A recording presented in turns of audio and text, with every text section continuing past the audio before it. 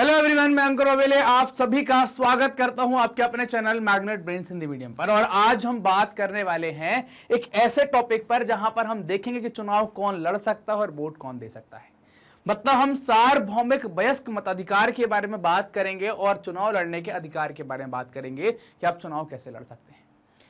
तो वयस्क मताधिकार का मतलब क्या होता है और चुनाव लड़ने का अधिकार जो होता है उसका मतलब क्या होता है, उसको हम बात कर लेते हैं, उसको हम समझ लेते हैं। चुनाव का तरीका निर्धारित करने का अतिरिक्त संविधान में चुनाव के बारे में दो और मूल प्रश्न है। मतलब दो प्रश्न कौन कौन से हैं, दो और मूल प्रश्नों के उत्तर देता है। कौन कौन से? कि मतदाता कौन है और चुनाव कौन लड़ सकता है। इनके बारे में हमारा संविधान जो है वो बिल्कुल हमको बताता है कि कौन वोट दे सकता है और कौन वोट नहीं दे सकता है और कौन चुनाव लड़ सकता है।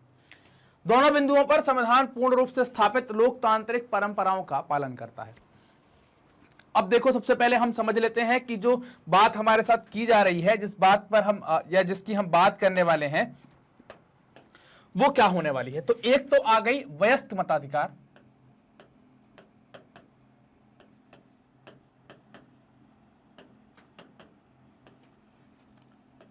वयस्क मताधिकार का मतलब क्या होगा कि वयस्क को, अगर इसकी मैं बात करूं तो इसका मतलब क्या होगा, वयस्क को मत का अधिकार दे दिया गया। किसको दे दिया गया? वयस्क को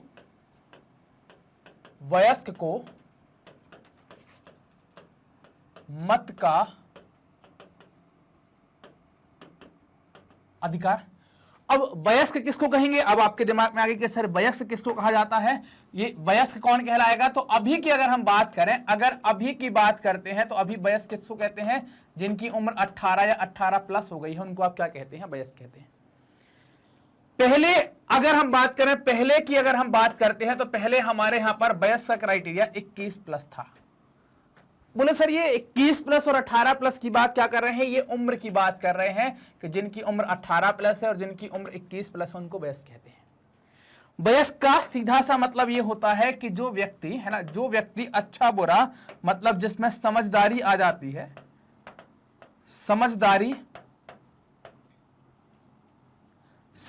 आ जाए। मतलब एक उम्र होती है जब आते आते लगभग, है ना, समझदारी किसमें? समझदारी आ जाए, एक परिपक्वता आ जाए। कैसे? आधारभूत परिपक्वता की बात कर रहे हैं। आधारभूत परिपक्वता आ जाए कि आदमी अच्छा बुरा समझने लगे, कौन सही कर सकता है कौन गलत कर सकता है, समाज को समझने के लिए उसको समझदारी आ जाए। तो क्या कह सकते हैं? तो उसकी जो औसत उम्र है, उसको आप क्या कह देते हैं? उसकी जो औसत उम्र है उसको आप क्या कहते हैं? वयस्क कहते हैं। अब ये वयस्क पहले 21 थी, अब ये 18 हो गई, आगे आने वाले समय में 16 भी हो सकती है, किसी देश में ये 22 भी हो सकती है, किसी देश में 25 भी हो सकती है।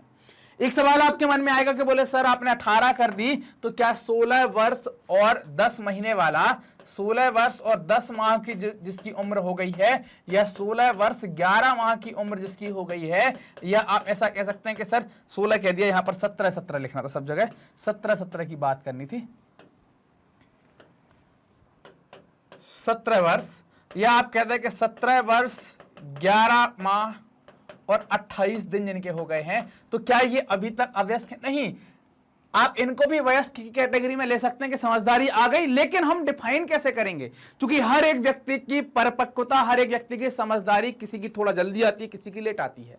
औसत हमने निकाला कि 18 के आसपास, आप देखें 18 के आसपास लोगों में परिपक्वता हमें देखने को मिली, इसलिए हमने 18। अब हम पर्सन टू पर्सन ये उम्र वेरी नहीं कर सकते कि एक व्यक्ति की बोले 16 में आ गए, इसको 16 में वोट कैसे चेक करेंगे? इसलिए हमने एक जनरल उम्र सीमा कितनी बना दी आज की डेट में? 18 बना दी। पहले कितनी थी? 21 बना दी। तो ये तो हो गई हमारी वयस्क मताधिकार के बारे में बात कि कई कौन वयस्क मताधिकार यहां पर हो सकता है, किसको यहां पर वयस्क मताधिकार मिल सकता है। ठीक है, अब लोकतांत्रिक चुनावों में, है ना, लोकतांत्रिक चुनावों में देश के सभी वयस्क नागरिकों को चुनाव में वोट डालने का अधिकार होता है। क्यों होता है? क्योंकि वो अपना अच्छा बुरा समझते हैं, हमारा जनप्रतिनिधि कितना अच्छा होगा नहीं होगा, ये सब अधिकार इनके पास होता है। तो सभी जब वयस्क मताधिकार जो मतदाता होते हैं जब वो वोट देते हैं तो उसको क्या कहते हैं? सार्वभौमिक वयस्क मताधिकार के नाम से इसको जानते हैं, जब सभी लोग इस पर वोट देते हैं। अगर अब यहां पर हमने मतदाता की बात कर ली कि उनको वोट का अधिकार यहां पर दे दिया गया, और हम जानते हैं कि जब चुनाव होता है तो चुनाव में आपको क्या करना पड़ता है? चुनाव के अंदर आपको यहां पर मत देना पड़ता है। और ये मत कौन दे सकता है? अगर बात करें तो ये मत देने का अधिकार मतदाता का होता है।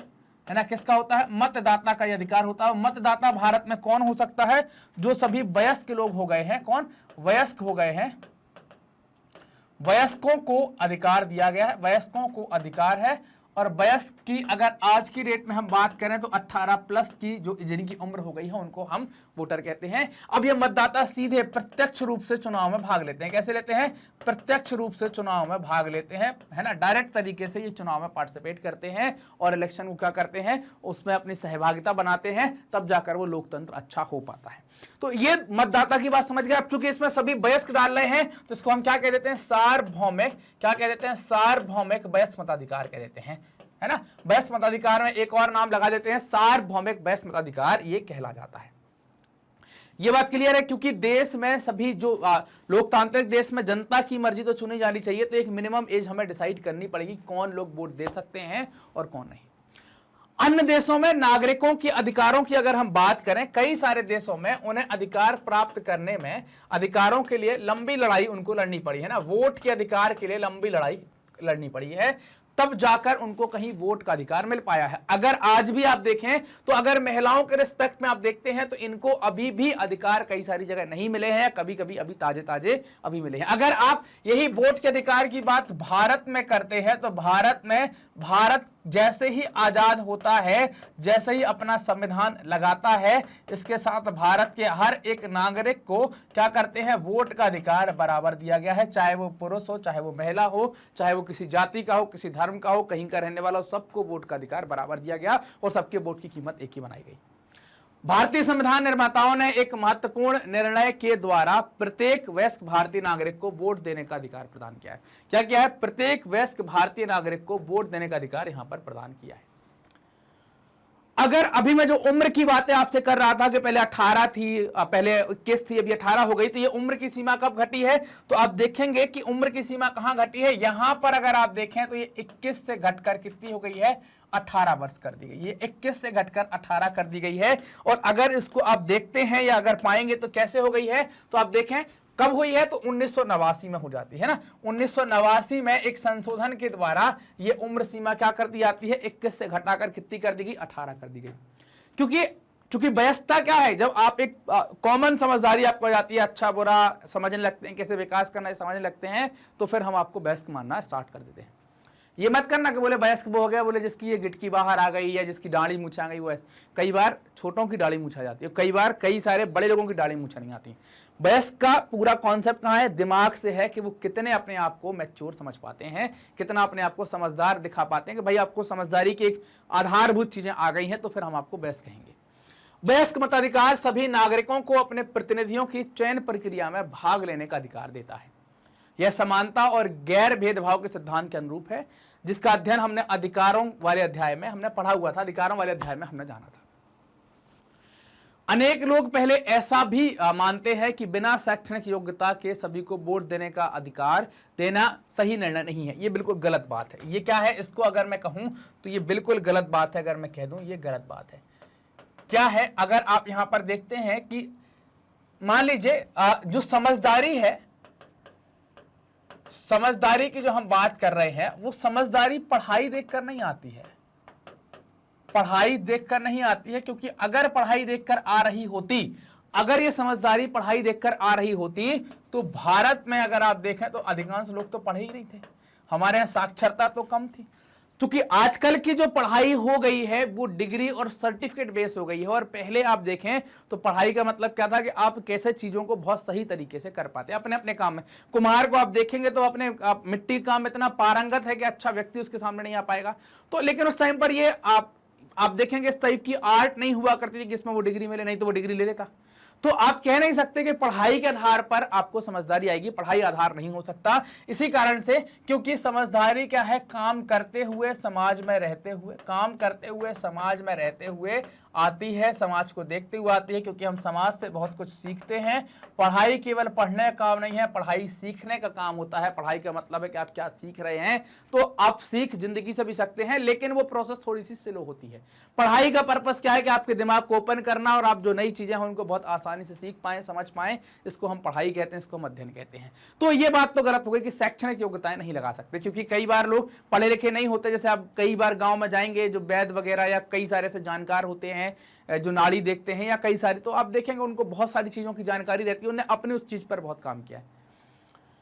हमारे संविधान निर्माताओं को सभी नागरिकों की योग्यता और महत्व में समान रूप से विश्वास था कि वे समाज, देश और अपने निर्वाचन क्षेत्र के हित में निर्णय कर सकते हैं, इसलिए हमने सबको वोट देने का अधिकार यहां पर दिया है। जो वोट देने का अधिकार में सच है, वही चुनाव लड़ने का अधिकार में भी सच है कि हर एक व्यक्ति, भारत का जो व्यक्ति है वो चुनाव लड़ सकता है। हर एक चुनाव की अपनी एक न्यूनतम उम्र है, कहीं पर 18 की उम्र है, कहीं पर 21 की उम्र है, कहीं पर 30 की उम्र है, कहीं पर 35 की उम्र है। अधिकांश चुनावों में इन दो से काम हो जाता है, 18 और 21 से बात बन जाती है कि आप इतने की उम्र आपकी यहां पर रहनी चाहिए, तो आप क्या कर सकते हैं, चुनाव लड़ सकते हैं, चुनाव में खड़े हो सकते हैं, भागीदार हो सकते हैं। चुनाव लड़ने की बस क्या है, न्यूनतम उम्र को आपको पूरा करना हो। अलग अलग चुनाव में अलग अलग न्यूनतम उम्र के बारे में बात करते हैं। उदाहरण के लिए लोकसभा, विधानसभा का चुनाव लड़ना है तो आप देखते हैं कि 25 साल में आपका काम, 25 वर्ष का आपको हो जाना चाहिए, 25 वर्ष के हैं तभी आप चुनाव लड़ सकते हैं। ऐसे ही अगर आप राज्यसभा की बात करते हैं तो 30 वर्ष के आप हो गए हो तो चुनाव लड़ सकते हैं। तो न्यूनतम उम्र का कॉन्सेप्ट आपके ऊपर होना चाहिए, लेकिन इस पर कुछ प्रतिबंध भी हैं, कुछ रोक भी लगी है। एक कानूनी प्रतिबंध यह है कि किसी व्यक्ति को किसी अपराध के लिए 2 या 2 वर्ष से अधिक की सजा ना हुई हो, जेल ना हुई हो, तो वह चुनाव नहीं लड़ सकता।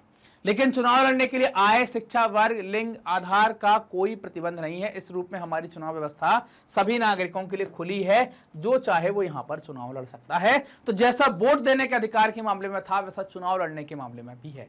तो ये हमारा सार्वभौमिक वयस्क मताधिकार, साथ ही साथ चुनाव लड़ने के अधिकार के बारे में हमने यहां पर बात करी। मैग्नेट ब्रेन्स अपनी हाई क्वालिटी एजुकेशन के लिए जाना जाता है। ये हमारे टॉप कोर्सेज हैं जिनको आप देख सकते हैं हमारे ऑफिशियल यूट्यूब चैनल पर, हमारी वेबसाइट पर, हमारे एप्लीकेशन पर।